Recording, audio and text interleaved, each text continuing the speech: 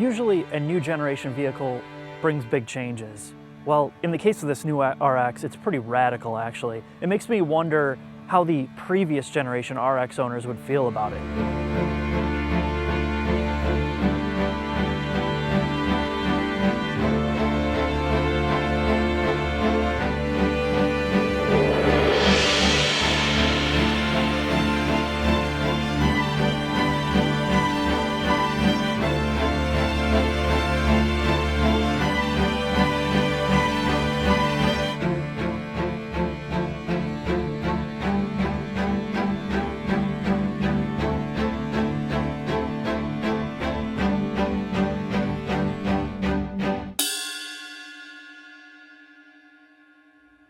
When you come to the side of the RX350, this looks like an upscaled, larger version of the NX200T. They borrowed a lot of the design there and implemented it here. You have, compared to the previous generation, it's just way more aggressive. The sheet metal's more sculpted, the lines are more aggressive. It just, again, it's a totally different looking vehicle. As we make it to the back of the RX350, we immediately notice this floating pillar design. Now, we've seen this on a couple Nissans already, and I think this trend's gonna continue more and more with more models. It's kind of this generation's look, right? There's more aerodynamic purpose here. Again, you see Toyota and Lexus carrying over these little fins on the taillights. The underbody, overbody airflow is just smooth and more directed towards the rear. Now, again, on a vehicle like this, how important is aerodynamics? Well, it improves just overall airflow, which helps fuel efficiency. They can design it where it reduces interior noise. There's a lot of little tricks they can use to make the overall ride quality and experience on the interior better as well.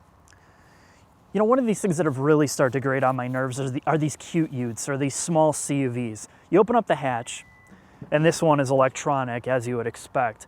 But when you get into some of these CUVs, and you look at the cargo area, it's a joke. It's really no more usable than a standard hatchback, except it's a little bit higher. In the case of the RX350, we don't have that problem here. Your deck height, it's exactly where you want it to load stuff into and take it out easily. You don't have to bend down, you don't have to go higher. You actually have enough usable space in here where you don't have to fold down the seats to fit your common everyday crap. Now, when I do fold down the seats, it is an immense cargo space. You know, obviously you're gonna have to take this cargo cover off to get the maximum usability, but the point is, this is a real, more usable SUV.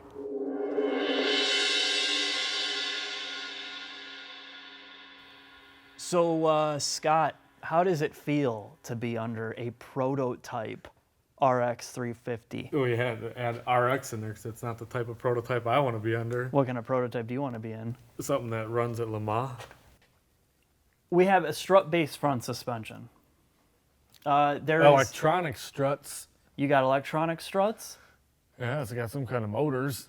So what that means is they will adjust based on your programmed toggle selection. Not only do you have Sport, Sport Plus, Normal, Eco. Does this have expert mode? It does not have expert mode, but it has custom mode, Oh. where you can now set if you want the transmission to be crazy, but the drivetrain soft. Or you want everything else to be soft? Yes. There's essentially no aluminum under here. I mean, obviously. Ridiculous. You have an automatic transmission, again, with a torque converter that can go into lockup mode. So it will rev match downshifts quickly, especially in a second gear when you're in Sport Plus. I mean, it's like the RC350 and the IS350 F Sport. It's very quick. But normal driving is so smooth. It's so smooth in this car, it reminds me of a CVT. Like, you cannot feel gear changes. It's that smooth. Almost too good. It is. It's ridiculous. Now I can complain about that. Oh, the CVT doesn't shift. No, this is... Yeah. No, I can't feel shift points at all. I'm going to complain. Just put a manual in it and be done. The rear end, again, compared to the previous generation RX350, looks almost identical. Pretty much. Your subframe mounting points, your subframe carrier, the differential, I can't really tell if it's the same differential. Something looks different about it. It does look different. They could have changed out the differential here. But you do have electronic, again, adjustable rear shocks. This is a double wishbone suspension in the back. But almost everything else looks exactly the same, except there's no diffuser here because you got this, of course, silly dual spout exhaust that serves almost no purpose. Yeah, it looks a little goofy. I'd rather have center mount. Yeah, I'd rather have one pipe here that goes to 15 tips. A whole array. Why can't we get side pipes like back in the day? Probably because it'll burn somebody's leg, and then you'll have a lawsuit. God, there looks like to be a special feature up here. What, you need a special tool to take this oil filter cap off? No, What's that? there's no cover here. As there shouldn't be. You can get to everything. Mm-hmm. You could crawl under the F Sport or the regular RX350 and just change your oil You without... just pull one tire up on the curb so you can get under there, drain it right in the sewer. Yeah, that's a good idea. Throw the filter down there. Done. That's smart. Yeah. As now I'm going to get sued. But again, we talk about this every single time with these Lexus vehicles. You just don't have too many problems with them. I mean, these are pretty much, if you're going to go for a luxury brand, it's essentially, Yeah. it's the only one really out there that you don't have a lot of bullshit to deal with. Yep, just do your maintenance. That's it. We've had a lot of Lexus cars now. Too many. I think you have one of each. I know. You're just missing the best. Which one? The SC300. You got to borrow that from somebody. back in the day. No, you need that SC430. Oh, we have a customer with an Fudgens. SC430. That's the one with the wood trim, the the maple. hard top. No, I'm Yeah. talking the old SC. the original one. Yeah. The one before the one that was in Terminator. I remember when I worked at BMW, there was an SC. I don't know if it was the 300 or the 400, whatever it was. And it was just like, wow, look at that. Well, that thing. C400 had the V8, Right. and the I 300 don't was remember which one it was, but I mean, that thing was cooler than the 850s and 860s Oh, yeah. or whatever they were at the time, 840 and 850. I can't remember. Those things were hot as shit when they were out, and then it just kind of like died. Yeah, but why did they stop making that? That's I don't know, because they kind of went down to this real conservative. I know, but every car company used to have a two-door hardtop coupe and just be done with it. Well, now you got one. But you don't care about that. You care about the RX350 as a utility vehicle, and this is something you're not going to go wrong with, because the original RX350 and the RX330 and the RX300, they're all bulletproof. I mean, as crazy as this thing looks, I think this is the coolest looking one yet. Really? I mean, just look at it. It just is wrong. It is wrong. I mean, you look at the last one you had, that gold thing. I mean, that's, it's for a totally different demographic of Right. buyer. And you get this thing. I mean, you pull this next to the other one and say, which one do you want to that demographic? They're going to look, man, that's our kid's car. Yeah. That's what when I was doing the exterior part of this, I thought to myself, how the hell is this going to appeal to that previous generation owner? Right. I mean, they are so vastly, underneath it's the same thing, but this exterior design That is probably the boldest bumper on any car out there. yeah, by far, this is ridiculous. Even compared to the NX, this looks even more ridiculous. Right. than This that. is just crazy looking. Like I said, this is the shit that I thought cars were going to look like in the year 2000 when I was 10 years old. Were you 10 years old in 2000? No. No, when I was 10, Oh, when okay. I thought about the year 2000, Oh, I get you. this is what I thought a car was going to look like. You see those prototypes and you never got that. And Right. this is almost that from that long ago. That's the way I look at it. So what's more appropriate than taking the RX350 in winter on roads that just are pretty much shit? Let's take a look at some of the handling characteristics when this just gets sloppy out. First thing that I've noticed with the RX350 is just how well the traction control and stability control systems are set up. So we're losing grip here and the car is just pretty much turning itself and braking. You can feel all the brakes in each corner doing their job to kind of keep you in line. The second thing that you notice is the high level of traction that you have in a straight line getting going. You can see on the screen the actual vectoring between engaging that electromagnetic clutch in the back to kind of get the rear wheels to go, the front wheels to go, Essentially, this four-wheel drive system does a really good job getting you off the line, and the stability control just pretty much drives for you, to be honest. There is just no drama here, and we're on kind of sporty all-season tires. I can't imagine what this would be like on winter tires. Stability kind of, you know, eventually straightens you out. But the one thing that I don't like is just how much understeer is here. I mean, yes, you're on the snow, but there's no way to get that back end to rotate to kind of neutralize the front. You're totally at the will of the stability control system here to do that for you. In a normal car, I would just tweak a parking brake a little bit to get the rear to turn, to rotate, to straighten you out. You just can't do that, and that's one of the more frustrating parts of the system. So you have to be a lot more ginger when you're steering. One of the things that I think are more tire related here is your longitudinal grip braking in a straight line. These tires do not do well braking in a straight line, especially in slush and, you know, like just crummy conditions like this. It feels like it takes forever. And not only that, is the ABS is so overactive that essentially you have about this much at the top of the pedal you can back off. I'm already on ABS and I'm like this much on the pedal. It's really annoying. But again, you know, modern systems like this, they're tuned completely for safety, and that's what you're gonna get. The RX350 gives you the ability to turn off the traction control in two phases. One, it turns it off at any time for a short amount of time, and then two is to turn it all the way off, but you have to be at a complete stop. And then it turns off your frontal collision mitigation system as well. See how much speed I can carry here without beaching this thing.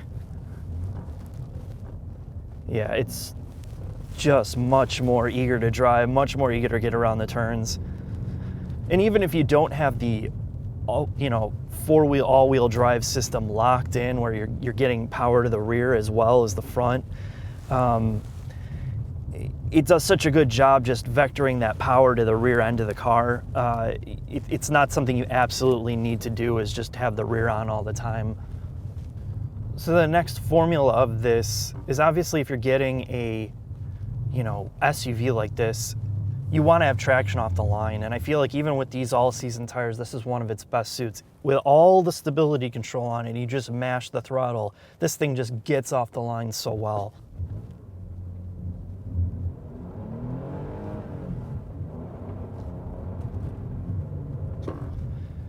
It just gives you a ton of confidence. Now, you know, it's that false sense of confidence with systems like this, though. You can get off the line, but then you can't stop. So, you know, I mean, a lot of people don't understand that, right? I mean, yeah, you can get off the line with all-wheel drive and four-wheel drive systems, but, you know, it doesn't make your turning ability any better. It doesn't really make your braking ability any better. That's kind of up to the rubber you have on the car. So let's take off in Sport Plus mode and just see how the acceleration is.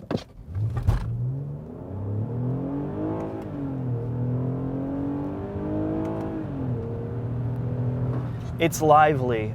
This is exactly the type of power and refinement that you're gonna want from a vehicle like this. It's really smooth, it's got a ton of torque, and it sounds good. I think that's most important. That's where a car like this over the NX200T just stands out so much, and it's really having a V6 and an SUV just is so nice.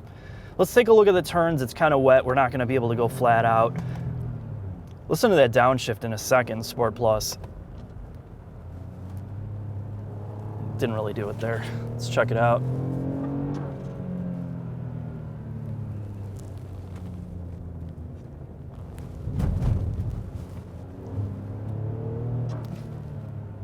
It's got a nice heavy steering feel, but very isolated. It will auto upshift for you, even in Sport Plus, and even when you have the stability and traction control on and off. It doesn't matter, it's always gonna upshift. You will not be able to bang into the rev limiter with the RX350.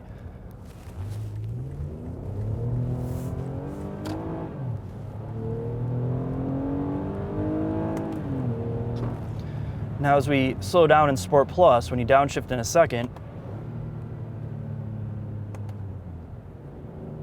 downshift in a second again.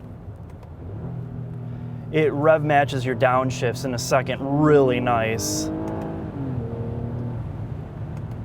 And even if actually in a third as well. But obviously you have to be going a lot faster to get those RPMs to come up.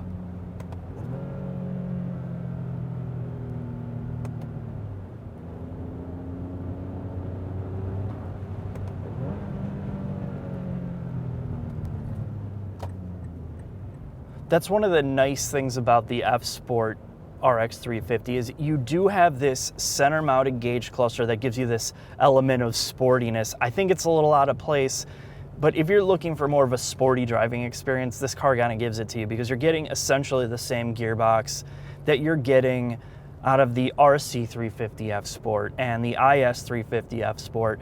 It responds very similarly. It's super fast upshift and downshift in manual mode and Sport Plus, but the other modes, like Eco, when you're driving in totally automatic mode, it is one of the smoothest shifting transmissions. And I told this to Scott, obviously, it almost feels like a CVT because you can't feel the shift points. It's just so buttery smooth.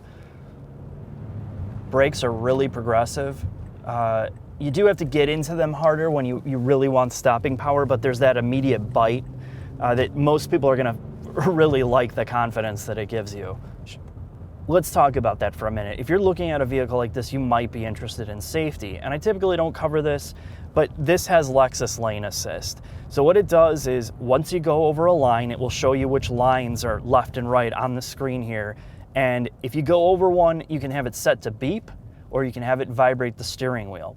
You can also have it actively steer the wheel back in the right direction. So if you cross the line, it will take control of the wheel and move you over. But the thing is with this system I found is, compared to like the Hyundai Genesis, it's not nearly as aggressive. If I cross the line on here, it takes it a couple seconds before it's like, well, I'm gonna take the control of the wheel and turn you back. So if you're going off the road, you're gonna be off the road before this system corrects you. That's one quirk about it. I tend to leave it off because I don't like the vibrating, I don't like the beeping, I just turn it off. The second system is it's got forward crash mitigation. So if you come up on somebody balls out and you're not paying attention, it will stop the car. So there's something to be said about that. Obviously, if you're in the right conditions, it will stop itself. And then you have sway warning. You have just pretty much all the driver's aids you can get in a modern car without being too autonomous, without being completely autonomous. Radar cruise control. It will keep your speed, knowing the car's distance in front of you, and it uses radar sensors, and it also has parking sensors in the front. So when you're going into a garage, it will tell you, hey, there's something right in front of you, idiot, don't hit it.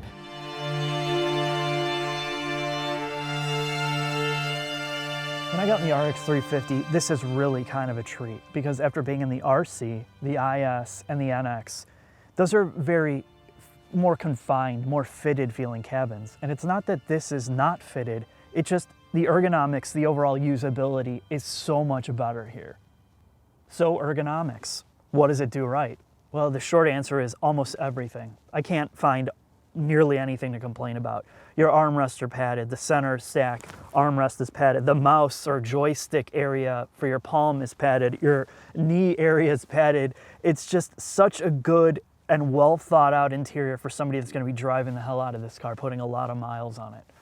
Who cares about the other Lexus models? How does this compare to the previous generation RX? And I can tell you this interior is at least 100% improvement over that. It is so good that I can forgive the exterior, some of the looks. I would love to spend every single day on the cabin of this car. The center stack design is so stupidly simple laid out. Your controls, your buttons, your knobs, you don't have to think about it. You have an OLED or LED display for your temperature down here without having to look at the screen. Your volume and tuning knobs look like they're precision machined. They look like jewelry. You just can't appreciate it until you look at them and feel them. Overall, your controls here are very easy to get to. Your storage space, well, it's obese. Even your door pockets open up and expand, so you're not just stuck with one bottle. You don't have to jam things in there. You open up a pocket, you can fit things easily. One of the best things here where they've made improvements is the cup holder design in this center area here. This actually has a elevator type cup holder design where you push a button in the middle here and it will actually raise up the cup holder or lower it, and it's all dampened. So your bottles don't rattle in here. It's well insulated. This is one of the better cup holder designs I've seen, and I hate to be talking about cup holders, but in fact it is a really cool design. The next thing is your center area, your armrest storage. This joystick area that's padded for your palm actually is a hidden compartment. So you can actually flip this guy up and store like a credit card or money in here easily. Your center armrest is huge. You can fit almost anything in there that you would want. I can't imagine you not being able to store something in there. But the only negative part is this whole plastic center stack here, well, I'm sorry, this armrest area, it does feel loose. And I don't know if that's because this is a prototype vehicle or people have been beating on it, but it does feel very loose and disconnected here when you shake it. Now let's talk about infotainment, because essentially this is the same system I complain about in every Lexus. However, there are some subtle differences here. Now we have this 12-inch, 21:9 essentially aspect ratio screen on the dash. That's very much like what Mazda's been doing, sticking it up here, and Mercedes and some other guys. This is not a movable display, but the one positive thing I can tell you is the screen quality here. The resolution is so high compared to the other Lexus. It looks great. Even the older and cheesy graphics here are a massive improvement here with the screen quality. Now, they've gone back to the joystick design and they've gone up and back with the touch mouse pad style. I've always liked the joystick. And here, as long as you turn up the force feedback to maximum, it's pretty easy to control. Now, like today, my hands are freezing because I'm standing out in the snow. It does tend to jump around more than I'd like. I can't really get where I want to get perfectly, and that's very frustrating with this. But overall, the screen quality is so good. The speed is back here. I don't know if they've upgraded the processors here. I can't get that information, of course. But the overall usability of the system is so much better. Even you can full screen the map, and you're like, holy crap, this is a real map system. Now, the good thing is it is also easily you can turn this off and the backlight will go out here, because at night this is a monster distraction with this bright light shining at you, but I can turn it off, be done with it when I don't want it. The Mark Levinson sound. Now, we said this about the RCF and Scott said it. You really have to crank the volume to get the clarity. And that's true here too. At lower volumes, it just doesn't sound that good. And a lot of times when you're dealing with cars that have a lot more power, you have to up the volume levels to get the clarity you want. I found when you turn the surround mode off here and you leave the EQ pretty much flat, it's such a neutral, non-colored sound experience. I would really enjoy having this in my car every day. I went out and bought 3 modern CDs to test in here too, because Bluetooth audio sounds very compressed, and that's just a byproduct of a higher quality sound system. You can hear the compression. XM sounds really bad. When you put a CD in here, you can really appreciate it. And same thing with using an aux connector. If you have a phone, plugging an aux is going to make a big difference. One of the better sound systems for sure. Now, there was some rattling from bass, and the bass can be very overbearing, but as I said, if you leave this EQ flat, it sounds extremely good at higher volumes.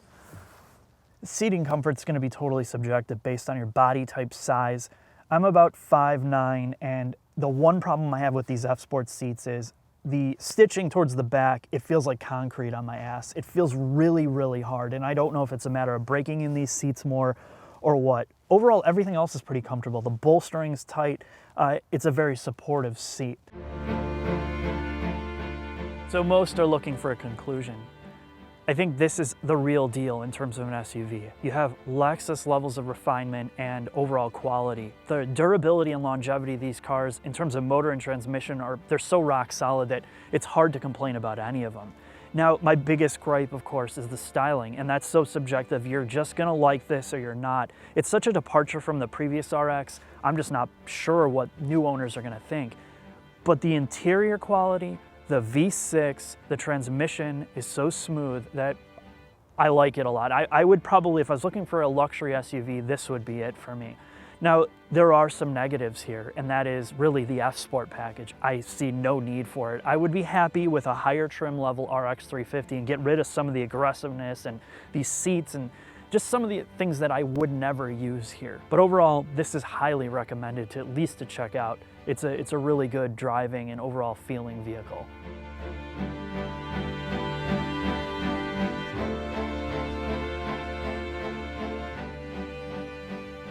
No, I wasn't 10 in the year 2000. I don't know what I thought cars. I didn't even think about cars. The only car that I knew to think about was the Ford Tempo, Or the LeBaron. the LeBaron and the Ford Tempo, and I thought that the automatic seat belts were fucking amazing. I thought that was the future. So what's the actual answer here? Just buy it. If you can deal with this. You just get the regular RX 350 without this crap on it. Yeah, but I don't know. The regular one looks. Get the whole front end. It looks goofy with the other thing. It looks. Really? I don't know how to say it, but this. I don't know. I don't know how to say it. The other one looks so half-assed. This is so ridiculous looking. It looks appropriate. It doesn't look right on the non-F Sports, if that makes any sense. Yeah. You think that it was designed for this, and then the regular RX 350? They scaled it, right. Yeah, they just kind of made Well, it. and it's on all the cars that are not the F Sports. It's like it's there, but It's not. it's Nerf. And you got to go full out ridiculous or get rid of it.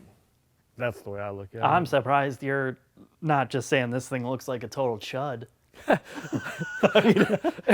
It's crazy looking. It doesn't appeal to me, but I mean, this thing is going to turn heads. I told you that guy in the parking lot today. He's like, whoa. I know. Dude, I mean, like it's 0 degrees out, and this guy's like stopping to look at this thing. And I'm like, what are you? It's silver. I mean, it's like the most bland color, but it stands out. You're right. It does. It stands out. it's crazy looking.